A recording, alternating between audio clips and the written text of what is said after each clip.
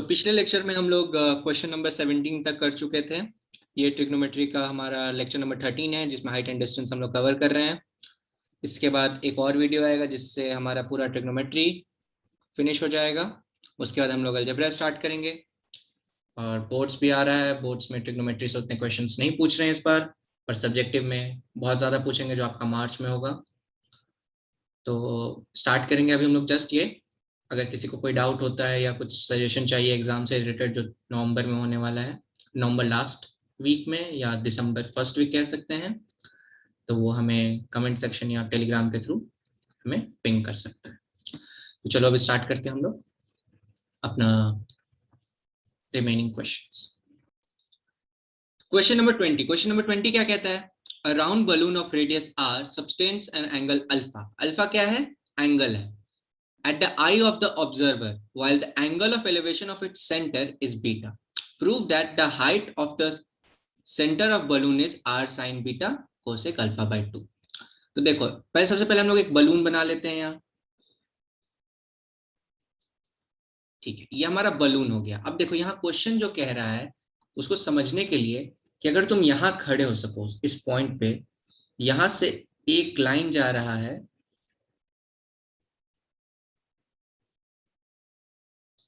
ऐसे, और दूसरा लाइन भी जा रहा है इसी पॉइंट से,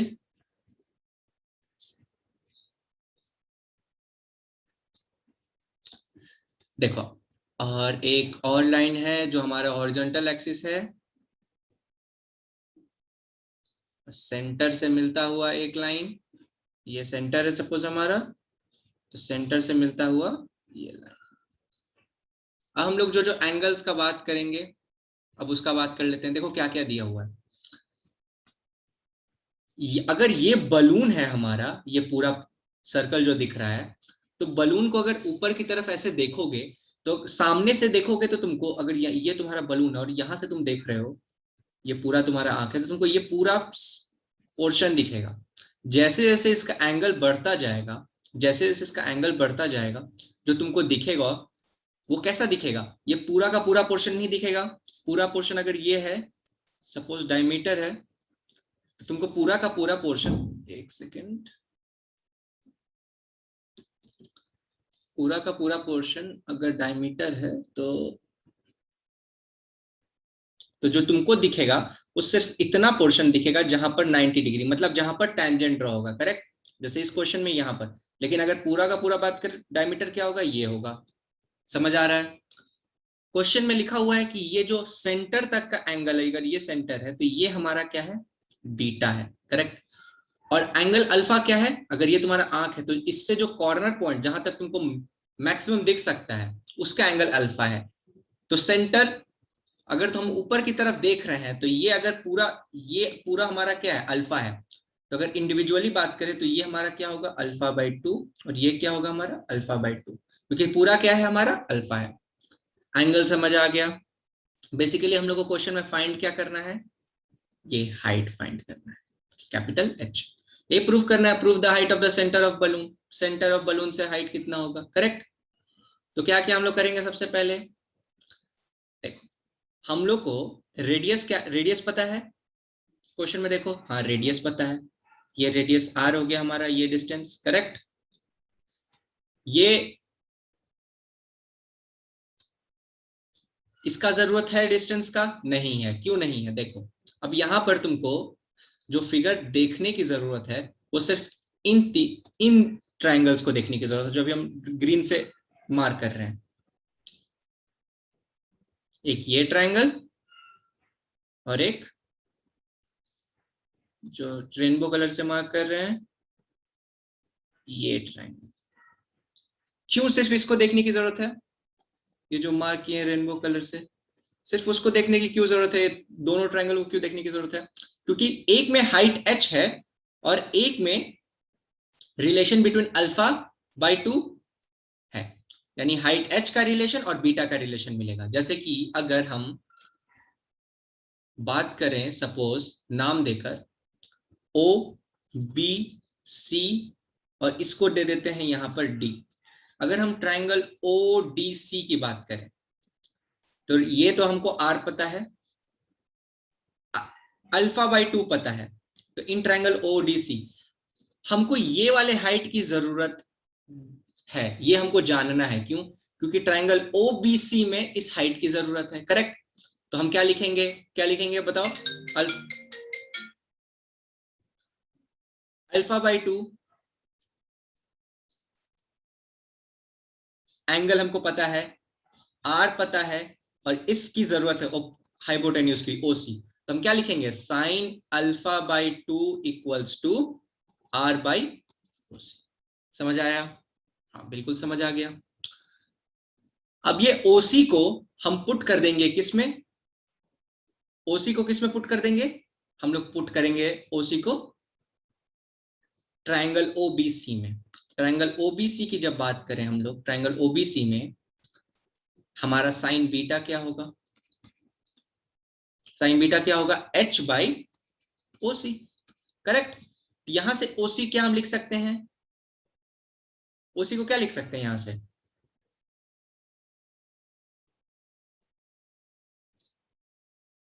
OC is equal to are by sine alpha by. Correct है? ओसी को अब यहां पुट कर देंगे, और साइन अल्फा बाई 2 है, तो हम ओसी को क्या लिख सकते हैं? R cosec alpha by 2। Correct? और इस ओसी को हम क्या करेंगे? यहां पुट कर देंगे। तो साइन बीटा क्या हो गया हमारा? H by R cosec alpha by 2। H क्या हो गया हमारा? R cosec alpha by 2 sine beta. और यही हमको प्रूफ करना था, R sine beta cosec alpha into cosec alpha by 2। Correct है? बेसिकली हम लोग क्या किए हैं, फिर से एक बार इस क्वेश्चन को समझा देते हैं। हम लोग बलून का दोनों कॉर्नर जो हमको विजिबल है, उन दोनों को वहां से हम लोग बेसिकली क्या किए? टेंजेंट ड्रॉ किए। अगर ये हमारा सर्कल है, इसको डायमीटर मानते हैं, ठीक है, ये हमारा सेंटर। अगर हम यहां से ड्रॉ करें टेंजेंट, तो टेंजेंट एक यहां जा रहा है, मतलब कहां टच कर रहा है? इस पॉइंट पे टच कर रहा है। और दूसरा ड्रॉ करें तो फिर से कहां टच कर रहा है? इस पॉइंट पे टच कर रहा है। करेक्ट? और हमको सर्कल के प्रॉपर्टी से पता है कि जब सेंटर से टैंजेंट पे लाइन ड्रॉ करेंगे तो वो कौन सा कितना एंगल बनाएगा? 90 डिग्री बनाएगा। करेक्ट है? बस हम लोग वही किए हैं। समझ आया? इसीलिए हम इसको मार्क 90 डिग्री किए हैं। और ओसी का यूज करके, ये जो ओसी हम लोग मार्क किए हुए हैं, ओसी ट्रायंगल ओसीडी में भी था, ट्रायंगल ओसीबी में भी था। और ओसी का हमको जरूरत नहीं था, हमको एच का जरूरत है, आर का जरूरत है, अल्फा बाई 2 का जरूरत है, बीटा का जरूरत है एच निकालने के लिए। करेक्ट? तो हम लोग सारा रिलेशन उसी तरह सॉल्व करने का कोशिश की। समझ आया? चलो नेक्स्ट क्वेश्चन पे चलते हैं। नेक्स्ट क्वेश्चन क्या कह रहा है?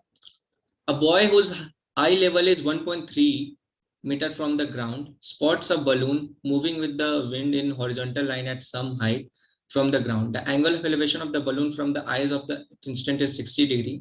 The angle of elevation, देखो क्या कह रहा है। यहां पर है तो ये हमारा जो एंगल है ये क्या है? 60 डिग्री है। करेक्ट? दो ऑप्शन, या तो इधर जा सकता है या तो इधर जा सकता है। किधर जाएगा? अगर इधर जाएगा लेफ्ट साइड, तो एंगल क्या होगा हमारा? बढ़ेगा, एंगल बढ़ेगा। लेकिन हमारे क्वेश्चन में क्या दिया? एंगल क्या हो रहा है? घट रहा है। मतलब किधर जाएगा? दूर की तरफ जाएगा। करेक्ट? यानी हमारा वो कुछ दूर तक गया, जिससे एंगल ऑफ एलिवेशन क्या हो गया? Same 30 degree. Correct? Same height पे ट्रेवल किया है। और क्या दिया है? 2 सेकंड इसको लगा। और क्या दिया है? स्पीड ऑफ विंड दिया है कितना? 29√3 मीटर पर सेकेंड। तो ये डिस्टेंस कितना हो जाएगा? Speed into time. तो हमको क्या मिल जाएगा? डिस्टेंस। तो 29√3 इंटू 2 कितना हो गया? 58√3 मीटर। ये डिस्टेंस हो गया हमारा ए से बी तक का। करेक्ट? और अब boy whose eye level is 1.3 आई मीटर, मतलब ग्राउंड अगर ये हमारा, तो ये जो डिस्टेंस है वो कितना है? 1.3 मीटर, करेक्ट, क्योंकि आई लेवल से देख रहे हैं।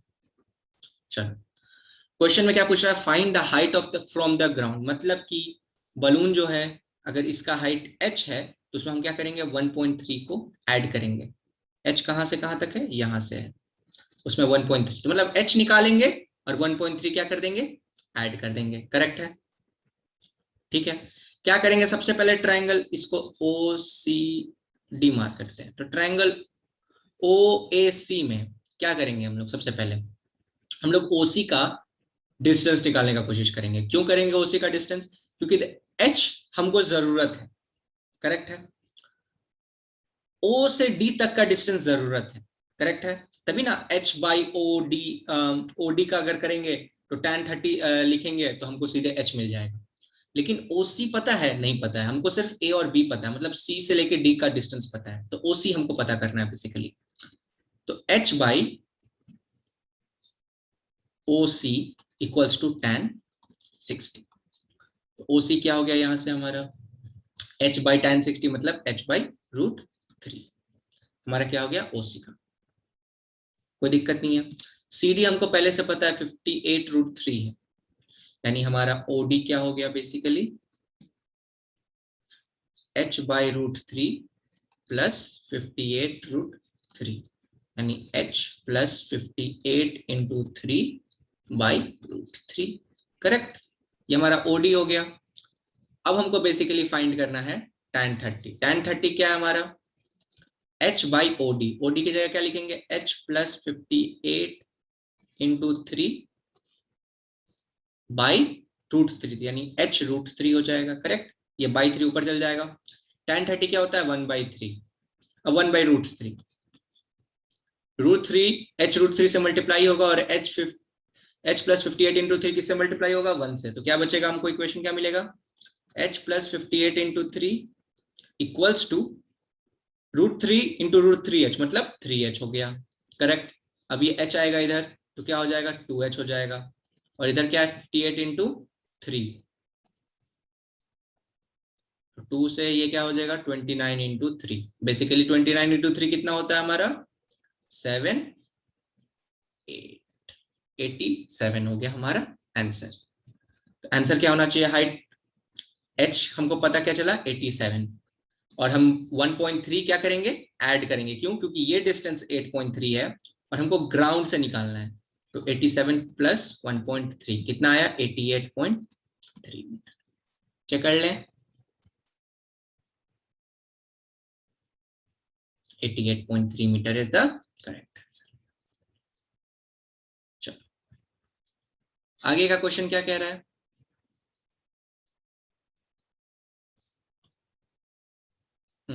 आगे का क्वेश्चन कह रहा है हमसे कि an aeroplane flying height 3000 metre from the ground passes vertically over another aeroplane at instant when the angle of elevation of two planes from the same point of the ground is 60 degree and 45 degree respectively।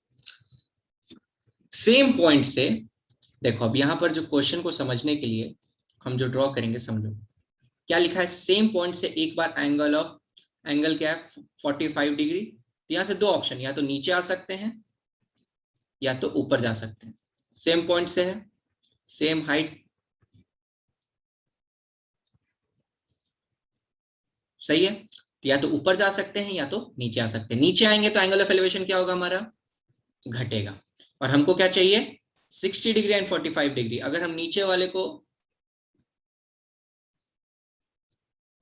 अगर हम इस particular section को 45 मानते हैं तो हम क्या करेंगे ऊपर जाएंगे, क्यों, तभी हमारा एंगल ऑफ एलिवेशन क्या होगा बढ़ेगा। समझ आ रहा है, चलो हाइट कितना दिया है 3000 मीटर पास कर रहा है ग्राउंड से, मतलब कि ये पूरा डिस्टेंस क्या है 3000 above another airplane at instant where the angle of elevation, हाँ ठीक है दिया हुआ है, यानी अगर दोनों के बीच का हमको बेसिकली क्या पता करना है vertical distance between the aeroplane, अगर हम इसको x मानते हैं यानी x हमको बेसिकली पता करना है, तो ये क्या हो गया 3000 माइनस, करेक्ट। अब देखो इसमें हम अगर A B C D mark करें तो ट्रायंगल ए सी डी में हमको किसका जरूरत नहीं है, डीसी का जरूरत नहीं है, क्योंकि हमको बेसिकली एसी पे ही पूरा अपना कैलकुलेशन रखना है, करेक्ट। तो हम ट्राइंगल एसीडी से क्या लिख सकते हैं, 3000 by D C equals to √3, क्योंकि tan 60 के बराबर है, करेक्ट। यहां से हम डीसी निकाले, कितना आया हमारा, इसको क्या लिख सकते हैं, √3 इंटू 1000, करेक्ट। 3 इंटू 1000 लिख सकते हैं, तो √3 इंटू 1000 ये हो गया, करेक्ट। एक √3 इसको काट देगा, तो डीसी क्या मिल गया हमको, √3 इंटू 1000। अब ट्रायंगल बी सी डी में आ जाते हैं। ट्रायंगल बी सी डी में क्या दिया है, tan 45 क्या होता है, 1 होता है, लिख देते हैं tan 45 इज इक्वल टू 1, यानी 3000 minus X by D C. DC अभी हम लोग जस्ट निकाले, कितना आया, अगर अब हम इसको इधर भेजे 1 से मल्टीप्लाई करें तो कितना आएगा,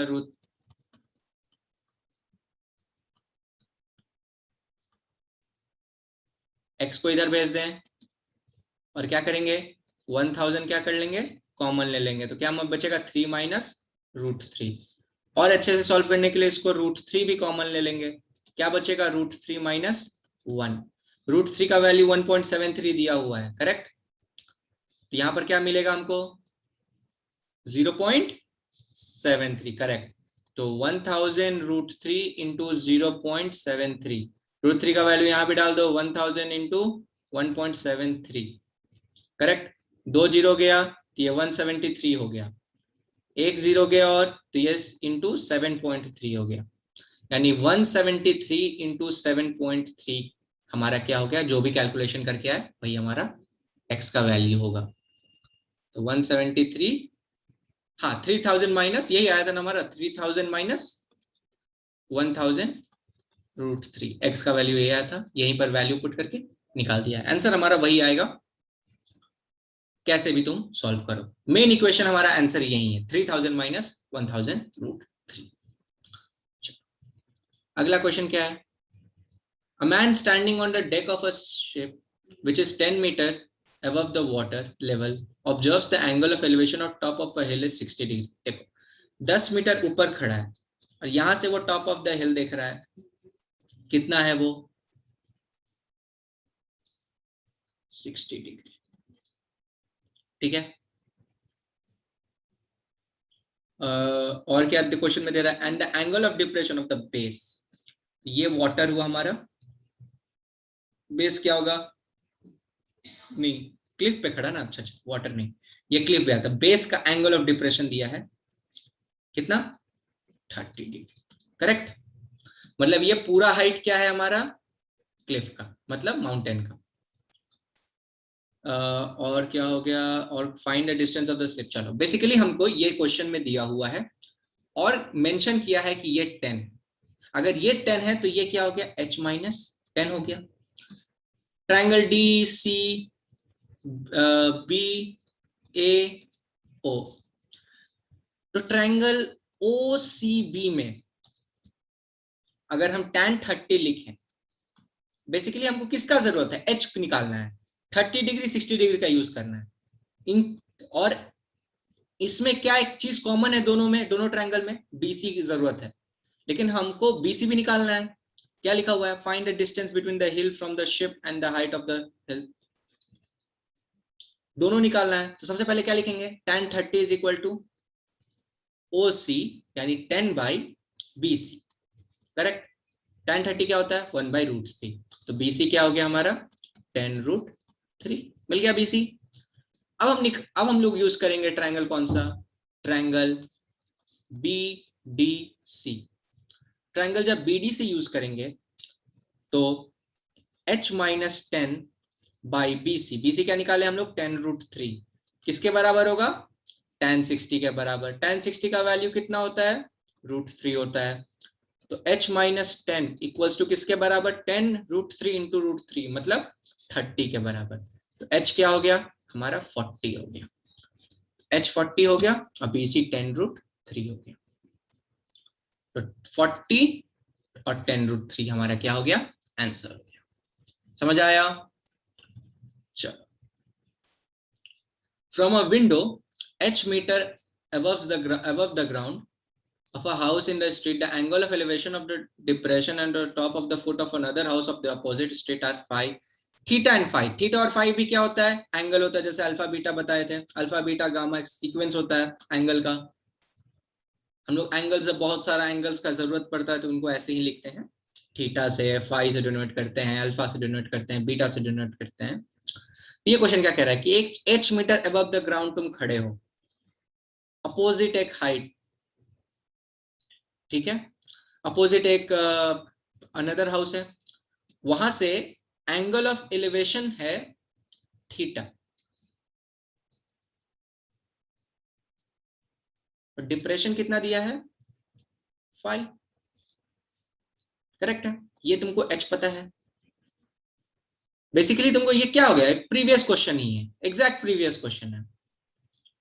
तो ये भी h हो गया. तो ये पूरा पुराने दूसरे वाले बिल्डिंग का अगर हाइट हम मान ले, अपोजिट हाउस जिसको हमको निकालना है कैपिटल H, तो ये h है. तो ये क्या हो गया? h minus h. फिर से OCD AB. तो ट्रायंगल, क्योंकि हमको बेसिकली DC का जरूरत है, DC का जरूरत नहीं है, लेकिन दोनों में ट्रायंगल में हमारा क्या हो गया? ट्रायंगल ODC में और ट्रायंगल DCB में, दोनों में क्या है? ये हमारा कॉमन है, लेकिन हमको उसका जरूरत नहीं है. तो हम लोग क्या करेंगे? DC को रिप्लेस करेंगे, जो पिछला में किए थे. लेकिन पिछला में DC भी पूछ रहा था, मतलब दोनों के बीच का जो डिस्टेंस था, जो हम लोग का 10√3 आया था यहाँ पर, वो भी पूछ रहा था, पर इस क्वेश्चन में नहीं पूछ रहा है. तो हम क्या करेंगे? ट्रायंगल DCB में tan phi equals to h by tan phi बोल रहे हैं, तो इसके लिए परपेंडिकुलर क्या हो गया? इसमें पहले भी पढ़ चुके हैं. परपेंडिकुलर ये, बेस ये. करेक्ट. जिस एंगल का बात कर रहे थे उससे हम लोग देखते हैं. ठीक है. तो tan h बाई क्या हो गया? DC. h बाई DC हो गया हमारा क्या? tan phi. और हमारा tan थीटा क्या होगा? h माइनस h बाई फिर से DC. करेक्ट है. तो DC को क्या करेंगे हम लोग? रिप्लेस करेंगे किससे? h minus tan theta tan phi से. देखो कैसे करेंगे.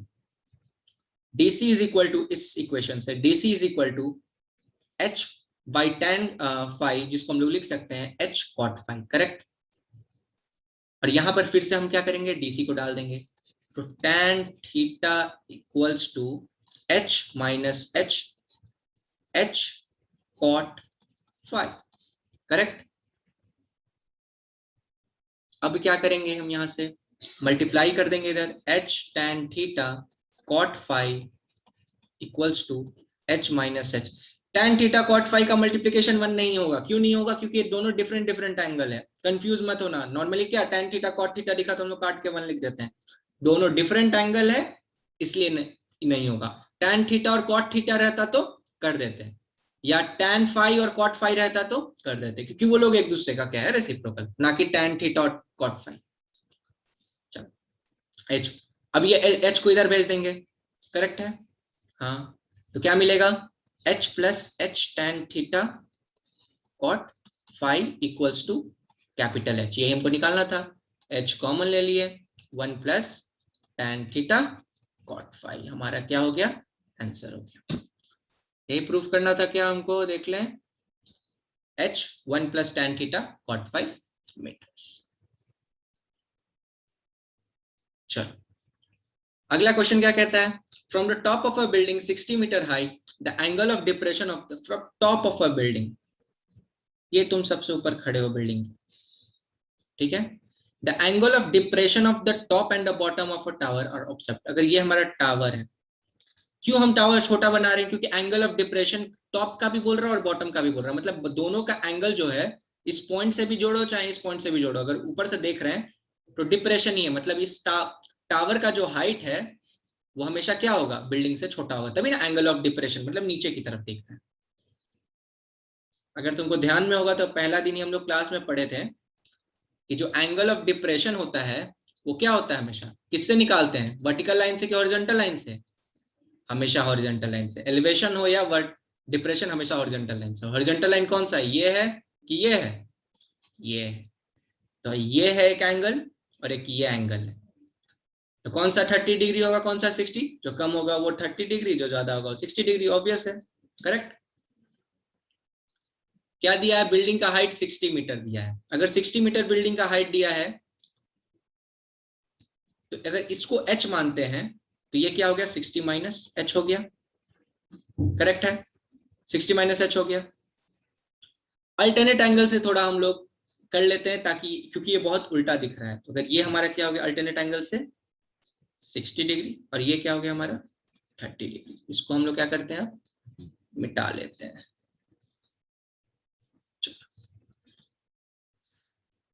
हाँ, तो इसके साथ हमको 60 माइनस एच, अब O B C A D mark कर देते हैं। तो ट्रायंगल ओ ए सी में अगर हमको निकालना हो तो क्या करेंगे? बेसिकली अगर B C is equal to A D है, साफ दिख रहा है ना? दोनों लाइन पैरेलल है, दोनों हाइट h है, तो अपोजिट साइड क्या हो गया? इक्वल होगा, क्योंकि ये 90 डिग्री है, ये भी 90 डिग्री है, और ये h है तो ये भी h है, तो अपोजिट साइड भी क्या होगा? बराबर होगा, रेक्टेंगल। चलो, तो इन ट्रायंगल ओएसी हमको बेसिकली किसका जरूरत नहीं है, यहाँ पर हमको h निकालना है, लेकिन दोनों में क्या कॉमन है? ट्रायंगल ओ ए डी में और ट्रायंगल ओ बी सी में जो कॉमन है वो BC और AD है, मतलब दोनों तो बराबर है, तो हम कह सकते हैं BC है या AD है, दोनों में कॉमन है। तो हम क्या करेंगे, जो पिछला में हम लोग को वो भी निकालना पड़ता था, पिछले एक दो क्वेश्चन पहले हम लोग BC या AD टाइप भी निकाले थे, जिसमें बोर्ड से शिप से पूछ रहा था कितना डिस्टेंस है, 10√3 आया था। इसमें जरूरत नहीं है, तो हम लोग सिर्फ रिप्लेस करेंगे। क्या लिखेंगे? tan 60 is equal to 60 by AD, correct. tan 60 क्या होता है? √3, तो AD क्या मिला हमको? 60 बाई √3। रैशनलाइज किए तो ऊपर में √3 चल गया, नीचे में क्या आ गया? 3 बच गया, करेक्ट। जिससे हमको 20 मिला, तो 20√3 हमको मिल गया AD का हाइट, और वही किसका हाइट है? BC का भी है, करेक्ट। अब ट्रायंगल OBC में 60 minus h by BC, BC अभी हम लोग निकाले हैं कितना? 20√3, किसके बराबर? tan 30 के बराबर, मतलब 1/√3 के बराबर। √3 से √3 गया, 60 minus h is equal to 20। यहां से हमको h कितना मिल गया? 40। तो टावर का हाइट हमको कितना मिल गया? 40 मिल गया। चेक कर लिया जाए, 40 is the height of the tower. इसी के साथ आज का हम लोग सेशन यहीं पर बंद करेंगे। किसी को अगर कुछ डाउट है तो कमेंट सेक्शन या जहां भी पूछना चाहे पूछ सकता है। अगले दिन हम लोग का लास्ट लेक्चर होगा ट्रिग्नोमेट्री से, और इसी के साथ ट्रिग्नोमेट्री खत्म करके अलजेब्रा स्टार्ट करेंगे। तो मिलते हैं अगले लेक्चर में, तब तक have a very good day, enjoy.